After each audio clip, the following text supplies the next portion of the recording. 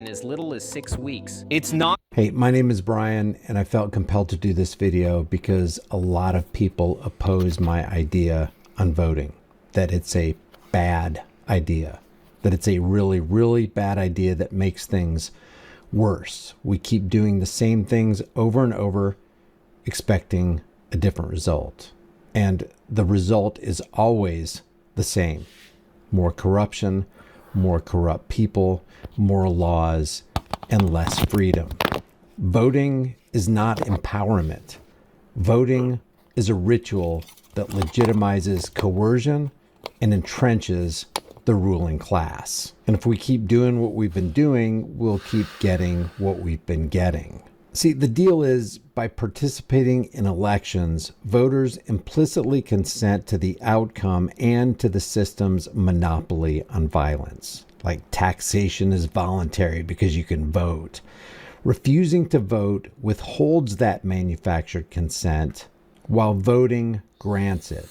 Voting is the act of choosing someone to exercise power over your neighbors that you yourself would never morally wield directly. No person or group of people has the right to forcibly take 30 to 50% of your income, let alone 2% of your income.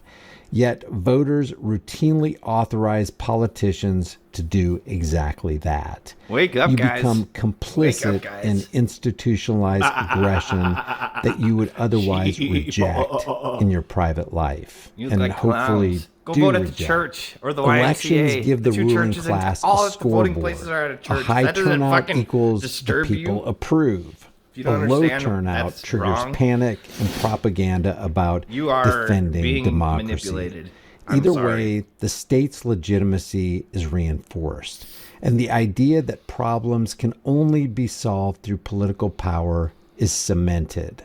Voting actually turns the minds of adults into children believing fantasies that some politician, which we all know they're corrupt, Don Jr.'s gonna has the save power us. to be It's our all part savior. of the plan, guys. Even if they had the desire to be our savior and they don't have that desire, they also don't have that power. You have to understand that the state only permits candidates who accept its core premises: central Everybody needs to banking, watch this. taxation, standing armies, and regulatory monopolies, just to name a few.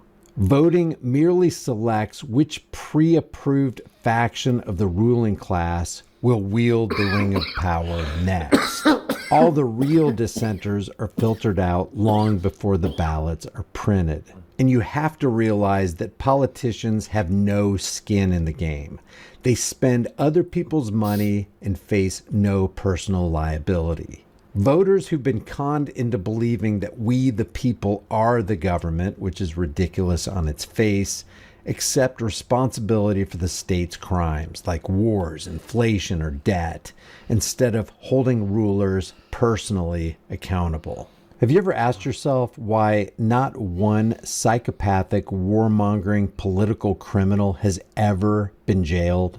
Well, expect the same thing with the release of the Epstein files. Not one billionaire, not one politician will ever see the inside of a jail cell. Never. The bottom line is that voting transforms the victim into a voluntary participant, launders coercion into democratic mandates, and convinces those who are ruled that their chains were forged by their own hands. Just The to trick truly you, man. moral person rejects the ballot not out of apathy, but because true think the Jehovah's empowerment Witnesses do begins this. with withdrawing sanction from the system that rules by force.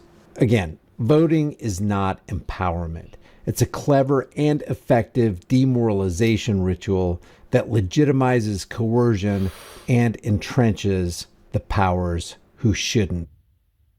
Okay, say you're looking for a new credit card, but you know that applying could hurt your credit score. Where do you go? Credit Karma. All right, we're going to go ahead and watch the Republicans who signed the discharge petition on the Epstein bill before they take the vote. Check this out. Gentleman from Kentucky is recognized. Mr. Chairman, may I inquire as to how much time I have? You have 17 minutes remaining. I yield myself 2 minutes. The gentleman is recognized for 2 minutes. Mr. Speaker, Today's an extraordinary day in this chamber. If my colleagues will vote for this measure, we'll see justice triumph over politics. Truth will triumph over deception and obfuscation. Transparency will triumph over dark money. Partisanship will fall way to bipartisanship. Grassroots, the people, will reclaim the people's house with this vote. It's going to be a victory for survivors, not just survivors. People claim his house. I mean, that's just a bunch of political mumbo jumbo. But for the most part, what Marjorie Taylor Greene and Thomas Massie and everybody who signed this discharge petition is doing is good, because it's going to launch the investigation or open the file so that they can launch the investigation, which won't adequately be launched into the guilty parties who really abused and messed with a bunch of kids. Survivors of the Epstein sex trafficking scandal, the 1,000 survivors that exist. Boring. This is back in 2020. Somebody messaged me who I'd actually never met before. Somebody who follows me and is familiar with the stuff that I do. They said they bought the website Parler.social for $8, and they made a parody website making fun of the social media app Parler. Do you guys remember Parler? No. Well, here's the actual Parler logo. Here's his logo that he made for the site.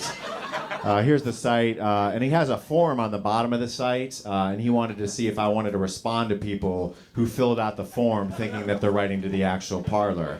And I said, sure, why not, right?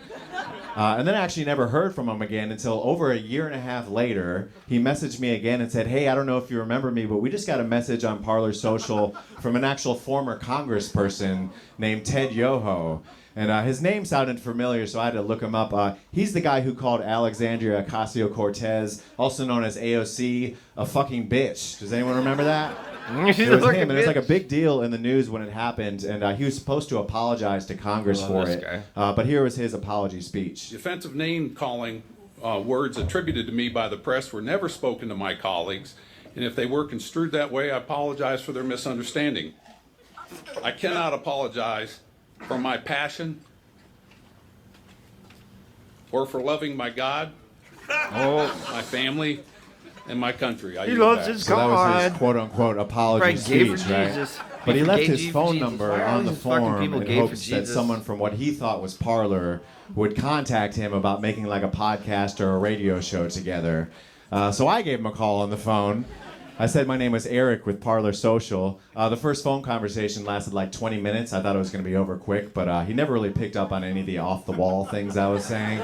Like, he wanted the name of his podcast to be called God, Country, Family, based off that speech. Content's going to be, pretty much God, Country, Family, everything I ran on. Sorry, cut out. I cut out. Yeah, God damn it, family or something? God damn it, family. Oh, okay. I was going to say, I was like, whoa, easy on the family.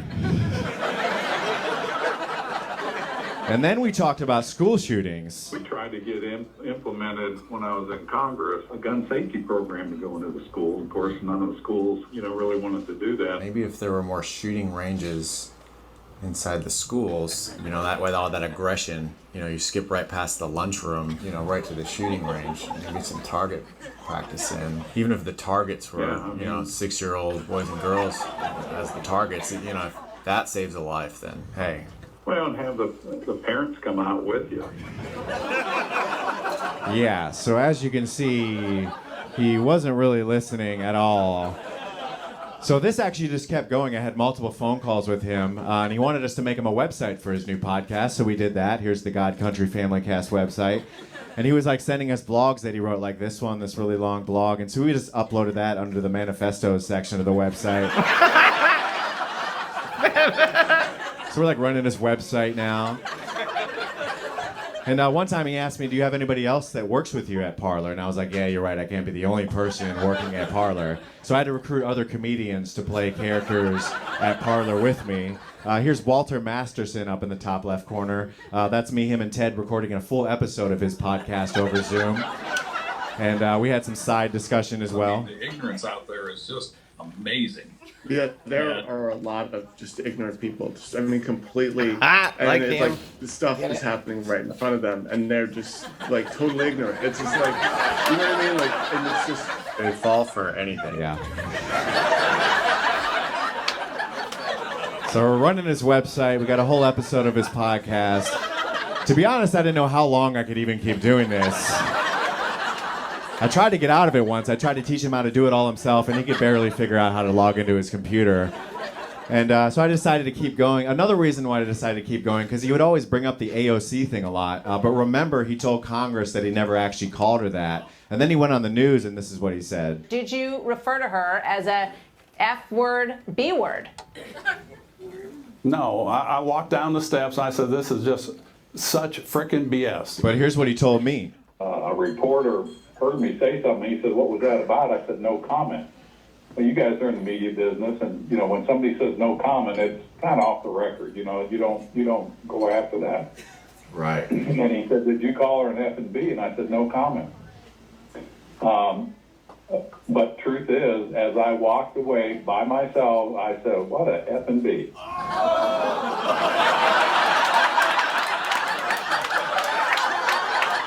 So he confided in me some shit he lied to Congress about.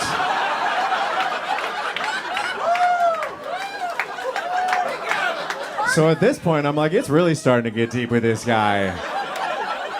And you know what? He actually invited us to meet him in person at Liberty University in Virginia, where they were having like this CEO summit where other politicians were going to be at because he wanted them to come on as guests on his podcast and for us to interview them. And I was like, when we start messing with all these other powerful people, I really probably should talk to a lawyer. So I registered Jones, Jones & Jones, LLC.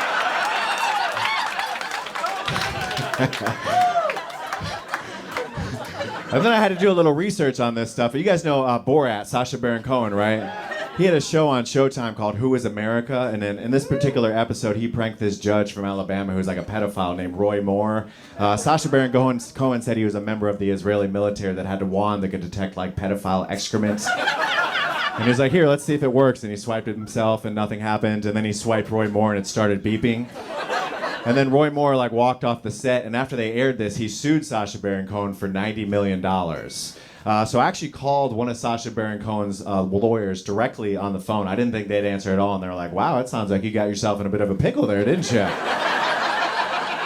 And they're like, he won that lawsuit, and he wins all of them because he gets these people to sign these airtight contracts before they appear on his show. And so that lawyer actually did me a huge favor and sent me the exact same contract that Sacha Baron Cohen uses.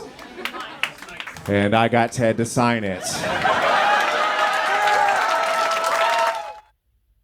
Not sure if you saw the news, but Fox News is claiming President Trump is declining in the polls. President Trump responded and says Fox News polls can't be trusted. Now, Newsmax is conducting its own poll on President Trump's job performance. It takes just a minute to vote, so let us know what you think if President Trump is doing a good job. We at Newsmax want to know your opinion, so make sure you vote and your voice is heard. Vote today.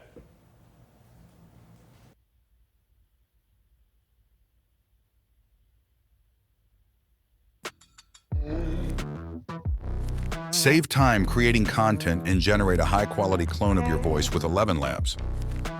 Change the way you record podcasts, voiceovers, and branded content with the #1 AI-powered voice generating technology. Stop searching for the perfect voice and stop wasting time re-recording take after take. Try 11 Labs for free and start elevating your content today. Sign it.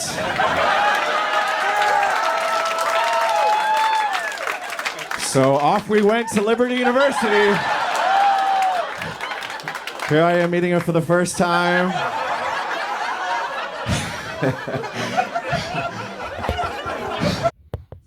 Today on Judge Allen's